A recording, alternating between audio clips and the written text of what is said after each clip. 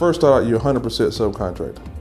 So the DBE program is like that building block that lets you get to the point, because the goal is eventually to become a prime contractor and not depend on being a subcontractor, kind of creating your own work. So what it does is it gives you the chance to go out there, build a reputation slowly, over time, and then now you went from 100% to now where 30% of our work is DBE work and 70% is doing our own work with different cities, counties, and municipalities. And that's the goal of the program, is to take you from a point of being dependent to a point of being independent. It kind of creates it breaks down the barriers to entry, because when you first start out, you have no way of knowing the other companies, because you pretty much have to start as a subcontractor. So relationships with prime contractors is important. Well, the projects are set up where they have different DBE goals on them. So in essence, what that does is forces a prime who may not have had a relationship with you in the past to use you on the project so they can sustain their goal on the project. So when you first get started out, being a DBE is like 100% important, and you're probably going to do 100% of your work as a DBE subcontractor.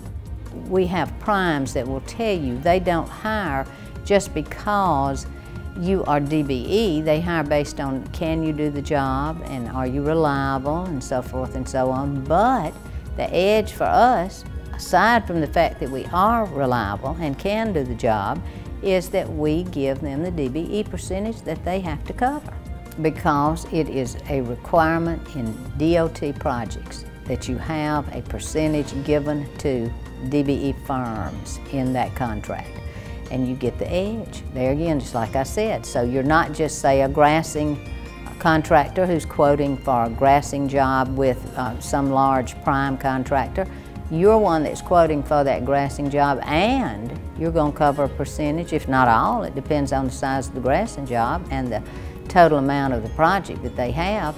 You may cover their whole DBE requirement. If it's just 2% or something, you know, small, you never know. But trucking, say for instance, a lot of the big primes I know try to get all their DBE covered as much as they can with the trucking firms.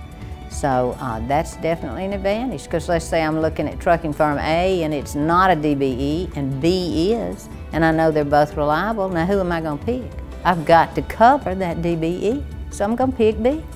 Every year, the U.S. Department of Transportation, or USDOT, provides billions of dollars in assistance through the DBE program to recipients for state and local governments to fund construction projects. Recipients which let USDOT-assisted contracts and meet the requirements of the governing statute 49 Code of Federal Regulation Part 26 must have a DBE program. Each state's Department of Transportation has a responsibility to disperse funds to eligible firms within the DBE program to accomplish work on federally assisted construction projects with DBE contract obligations. To qualify for entry into the Disadvantaged Business Enterprise Program, candidates must meet the following criteria. The firm is at least 51% owned by one or more individuals who are both socially and economically disadvantaged, or in the case of a corporation, in which 51% of the stock is owned by one or more such individuals, and whose management and daily business operations are controlled by one or more of the socially and economically disadvantaged individuals who own it. Socially and economically disadvantaged individuals who assert this designation and claim ownership in the firm must have personal net worth limits as set by the USDOT. Agencies such as Federal Highway Administration, Federal Aviation Administration, Federal Transit Administration, and State Port Authority typically comprise the United States Department of Transportation, or USDOT certification program for DBE applicants. Accordingly, the DBE program is a federally funded initiative designed to promote businesses owned by socially and economically disadvantaged individuals in the Federal Highway, Federal Aviation, Federal Transit, and State Port Authority industries. Typically, when these agencies combine their administrative procedures, they form a unified certification program which serves to enhance contract opportunities for DBE firms. To apply for entry into the DBE program, the applicant must complete the following documents for submission to Alabama Department of Transportation, ALDOT, or other certifying agency. The Uniform Certification Application, the Personal Financial Statement Form, Signed Affidavit of Certification Form, last 3 years of personal and appropriate corporate taxes. Utilizing appropriate instructions will aid the completion of DBE application. Personal financial statement form, which is online to aid applicants. Once complete, print out the application, personal financial statement form, and affidavit of certification. An applicant can mail these documents along with the appropriate tax information to DBE unit within the Alabama Department of Transportation or to DBE programs within other agencies which have certification authority. Those agencies are Birmingham Airport Authority, Huntsville Airport Authority, the Wave Transit Authority in Mobile, and the Alabama Port Authority in Mobile. A DBE official will request from the applicant required items to complete the DBE folder and ensure that it is ready for presentation to the Certification Review Board. In addition to requesting items for placement into the folder, the DBE official will conduct an on-site interview with the principal owners of the firm to ensure that the firm is owned, managed, and controlled by individuals claiming the socially and economically disadvantaged status. Determining what type of work the firm desires to perform, obtaining copies of the firm's equipment list, visiting job or office sites to conduct the interview and see equipment in operation, obtaining appropriate licensees for the firm to operate in this state. Next, the application, on-site interview, and other supporting documentation of the applicant's alleged ownership and control are presented to the Certification Review Board. This review board will determine whether your firm will be certified as a DBE to perform work on ALDOT or other certifying agencies' federal aid projects with DBE contract obligations. Once certified, the firm must submit the no-change affidavit form and other supporting documents each year to ALDOT or other certifying agency. The no-change affidavit form must be complete and signed by the owner of the DBE firm, and it affirms that there has been no change in business size as defined by the Small Business Administration, SBA.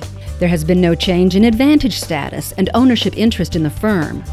Failure to provide this information may be considered grounds for decertification of DBE status. Being certified as a DBE has been very vital to Southern Directional.